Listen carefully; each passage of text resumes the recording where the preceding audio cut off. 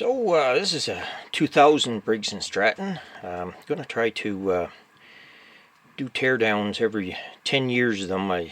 Last week I did a 2010, so I'm moving down to 2000. Had a little trouble finding one, and this one is fighting me. It's 2000 January 19th, and it's a Model 10A instead of the normal Model 9, but I'll tear it down and show you the stroker crankshaft in it, how they eccentric ground the normal Model 9 crankshaft to gain an extra cubic inch. I think these motors are rated at 4 horsepower. So, but I see a few things. The recoil is different a little bit. The top is similar. The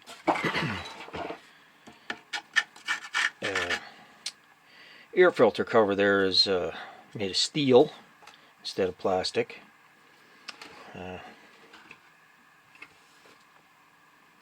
Looks like it's got a 3/8 head on the bolt there. So just minor little details. Muffler's rodded out on this particular one, but so anyway, I will tear this motor down and we'll see what it's got for internal parts versus the 2010 model. Quick view here with the starter cover removed. So it does have the same type recoil with the two plastic fingers that grab the cup here, and this part, like I say, it was indeed a steel air cleaner housing. Got the curved governor vane there. Looks like the same type of governor setup and plastic primer type carburetor. So pretty much the same as 2010 at this point. The brake pad material is missing off of the blade brake on this one. Kind of unusual. But I discovered a difference between this and the 2010. The intake manifold on this is basically the same as one from like the 60s, 70s, 80s. I'll show you here. This is the 2000 intake. This is an older intake. I made of metal. It's you could basically replace one with the other. And then this is the one from like a 2010, although this one, well, it doesn't have a date on it.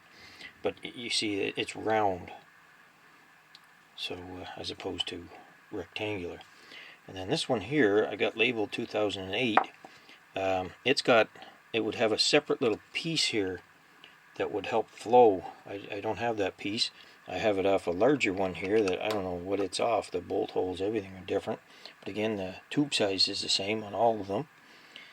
So this is a 2000 here, and then 2008 had the separate piece there, and so it would be round like this but a little more complicated. And then this is like the 2010. So between 2000 and 2000, well, even 8, they went from a rectangular port to the circular type intake port. Now the block is the same, this part here. Now you see an old block. You can look right at the intake manifold. You don't have this big ribbed piece here. That's non-existent on the very old engines. So lots of little changes in the intake area. So as you can see, we have various creatures inhabiting the cooling fins here again.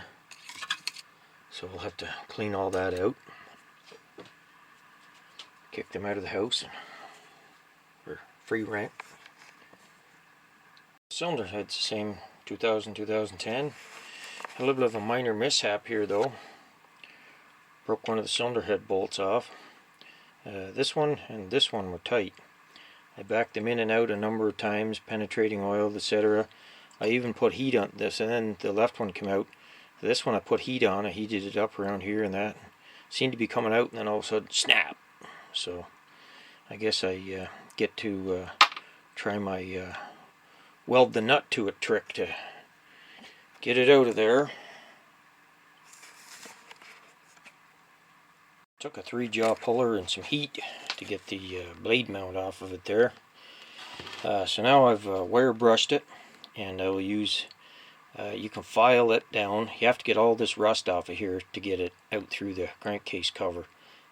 I'll use emery cloth to clean it up there, and then show you how clean I can get them there.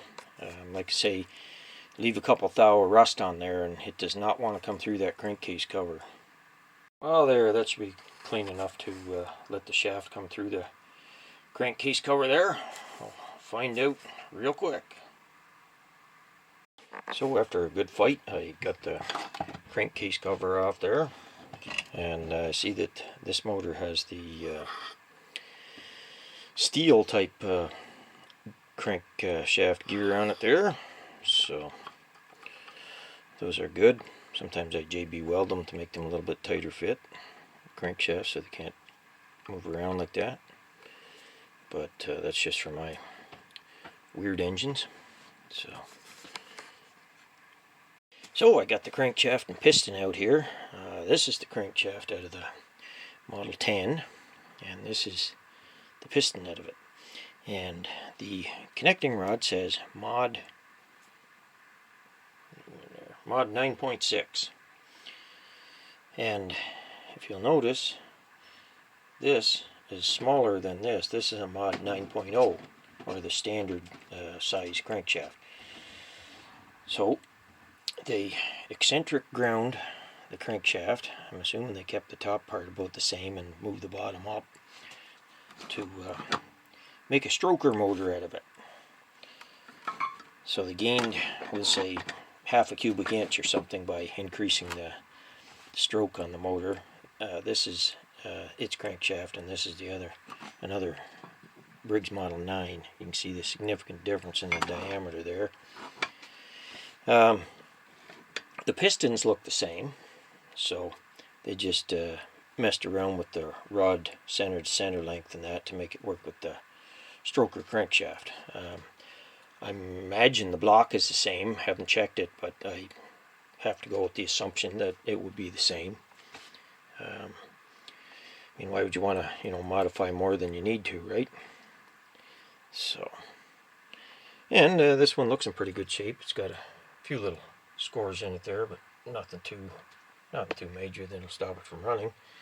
As soon as I get that head bolt out, had a minor miracle took place. I was able to scrape the head gasket off basically in one piece, so I'm just going to reuse it. Found a real sharp scraper and steel one, and man, it tore off there really good. So yeah, so that's some of the differences there. But like I say, some of it's due to this being a Model 10 instead of a Model 9. So actually, I'll get the numbers right here. It's a Model 10A 902.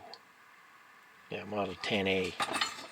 The Model 10 is actually one based on the old 5-horse. It's a 10 cubic inch 4-horse that's made back in the 60s, 70s. Anyway, so moving along with it here. So again, it's got the dished valves, same dished valves as before and all that. One thing I did notice, this one, I don't really know why Briggs did this. This one's got the large extended oil dipstick, and I plugged the hole with the normal small one. I find these to be a bit of a pain in the butt, actually. You take the top cover off and you got an open hole, right? Whereas these ones, take the top cover off, it just stays there by itself. So anyway, that's just me.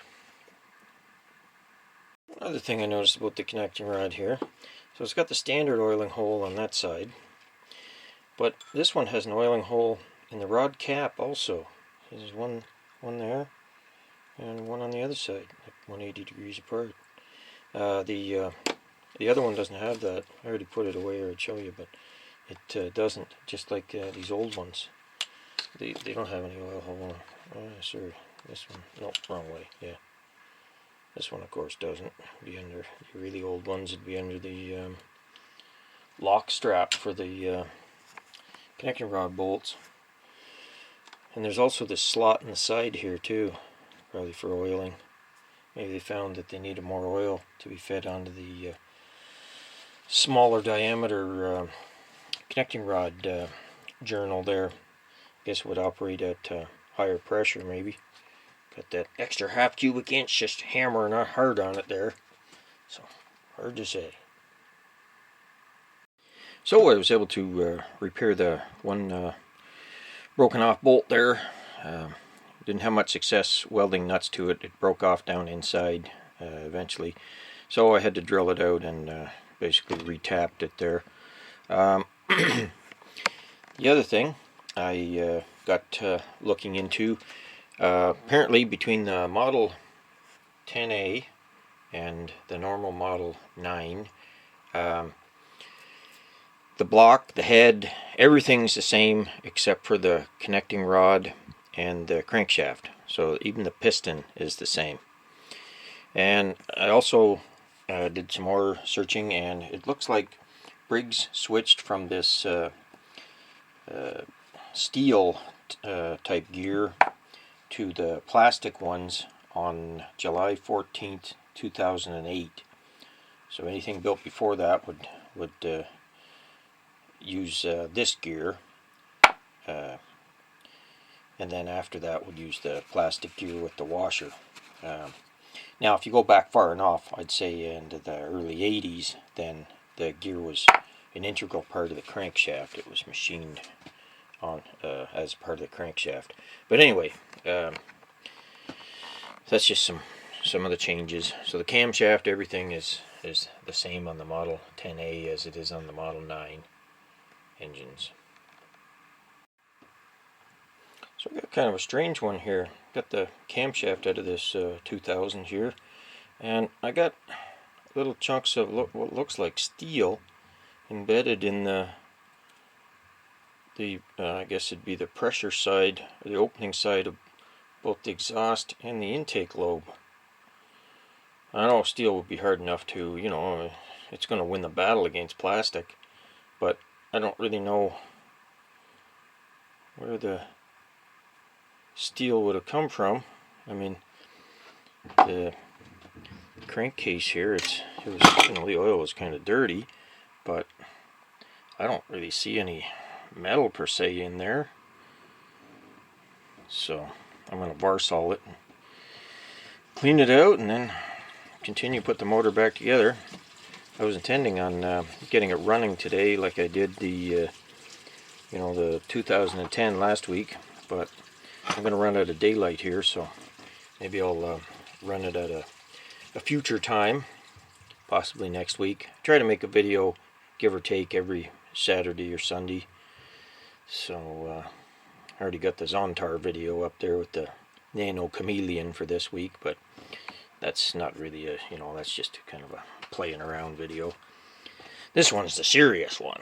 But anyway, so I'll wrap it up there for this week's video, and we'll get this motor reassembled, and like I say, I'll probably have it running on next week's video there.